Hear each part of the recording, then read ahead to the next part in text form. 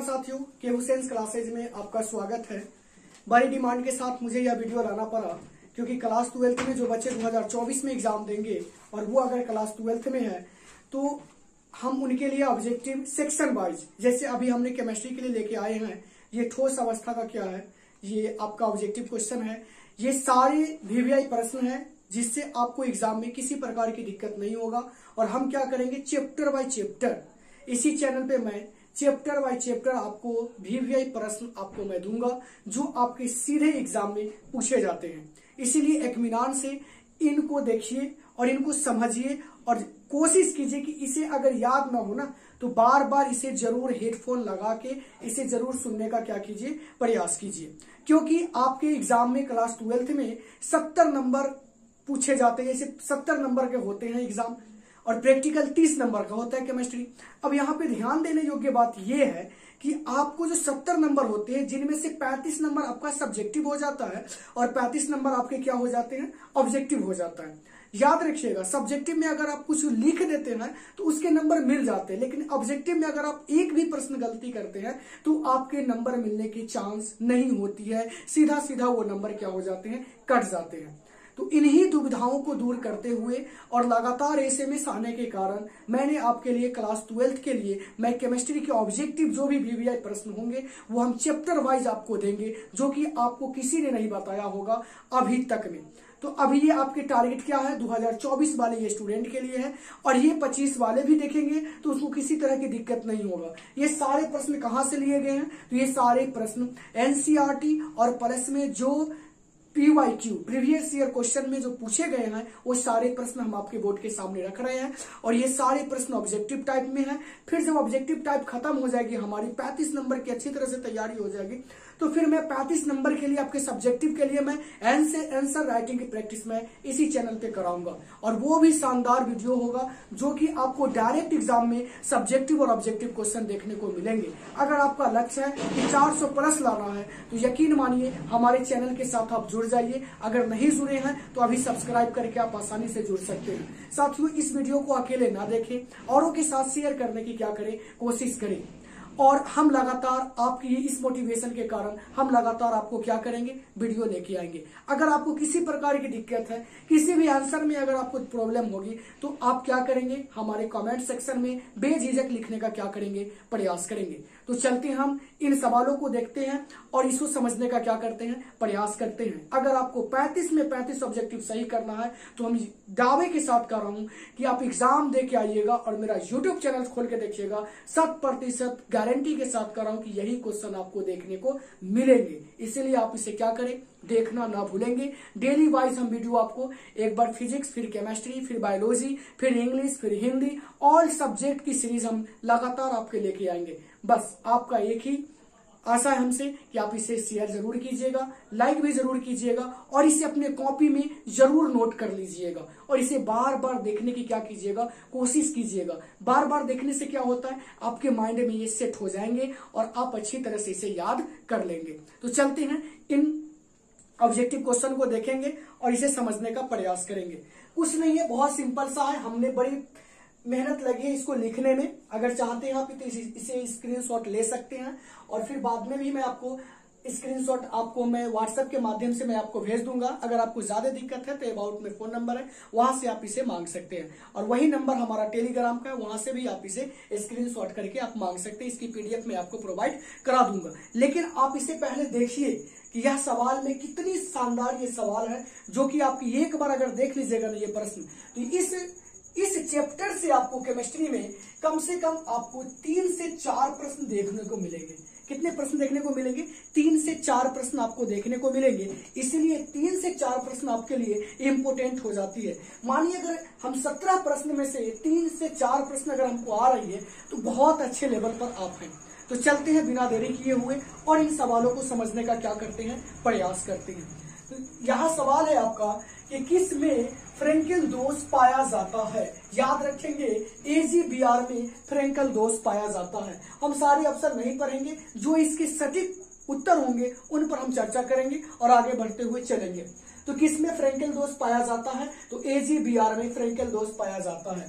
सवाल है फिर एफसीसी जालक में कितने परमाणु होते हैं। याद रखिएगा एफसीसी जालक में 4 परमाणु होते हैं। एफसीसी जालक में कितने परमाणु होते हैं, तो 4 परमाणु होते हैं। एफसीसी जालक में 4 परमाणु होते हैं। और फ्रेंकेल दोष किसमें पाया जाता है, तो AgBr में पाया जाता है। किसमें पाया जाता है, AgBr में पाया जाता है। और एफसीसी जालक में कितने परमाणु होते हैं, तो 4 परमाणु होते हैं।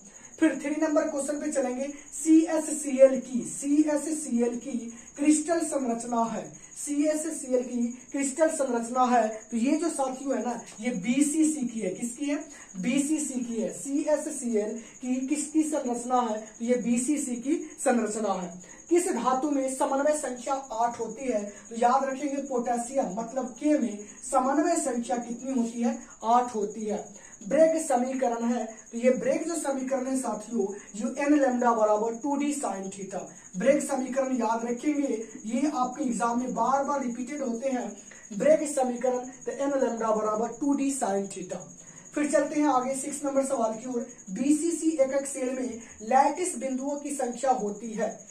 BCC एकक सेल में लैटिस बिंदुओं की संख्या होती है, तो इसमें होती है 2। BCC एकक सेल में कितने होते हैं, तो 2 कितने होते हैं, 2। और FCC में कितने होते हैं, तो 4। याद रखेंगे, बार बार इस वीडियो को देखिएगा, आपको याद हो जाएगा। लेकिन यकीन मानिए आपको एक बार में ही याद होगा, क्योंकि हम एक ही सवाल को 2 से 3 बार रिपीट करते हैं, क्योंकि आपके माइंड में जाके आराम से ये सेट हो जाए। फिर ये तो 2 हो गई। BCC एकक सेल की संकुलन क्षमता होती है, तो 68%। याद रखेंगे BCC एकक सेल की संकुलन क्षमता होती है 68%। सिंपल क्यूबिक एकक सेल की संकुलन क्षमता होती है, तो इसकी होती है 52%। कितनी होती है, 52%। सिंपल क्यूबिक एकक सेल की संकुलन क्षमता होती है 52%। BCC एकक सेल की संकुलन क्षमता होती है 68%। और फिर BCC एकक सेल में लैटिस बिंदुओं की संख्या कितनी होती है, तो 2 होती है। कितनी होती है, 2 होती है। अब आइए आगे।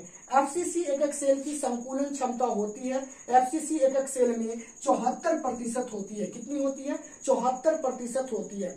आयनिक क्रिस्टल का उदाहरण है, तो आयनिक क्रिस्टल का उदाहरण है Na2SO4। Na2SO4 ये आयनिक क्रिस्टल का क्या हो जाएगा, उदाहरण है। फिर से मैं रिपीट कर रहा हूं, एक बार फिर से जरूर इसे ध्यान से सुनिए। फ्रेंकेल दोस्त AgBr में FCC जालक में कितने परमाणु होते हैं, तो 4। CSCl की क्रिस्टल संरचना है, तो BCC का है। किस धातु में समन्वय संख्या 8 होती है, तो पोटेशियम में। ब्रेग समीकरण है N लैम्डा बराबर 2D साइन थीटा।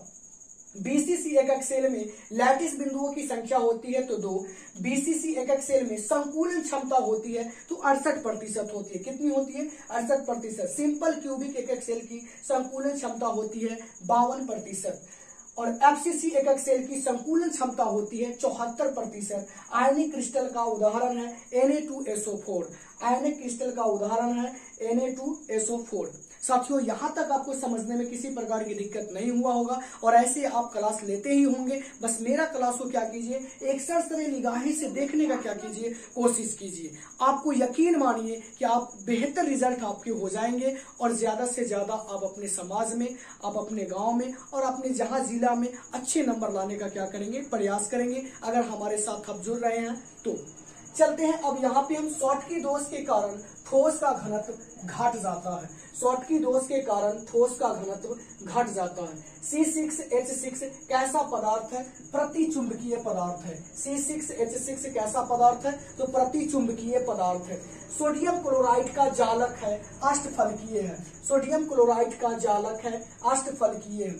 किस ऑक्साइड का ठोस जालक रोधन होता है, COO।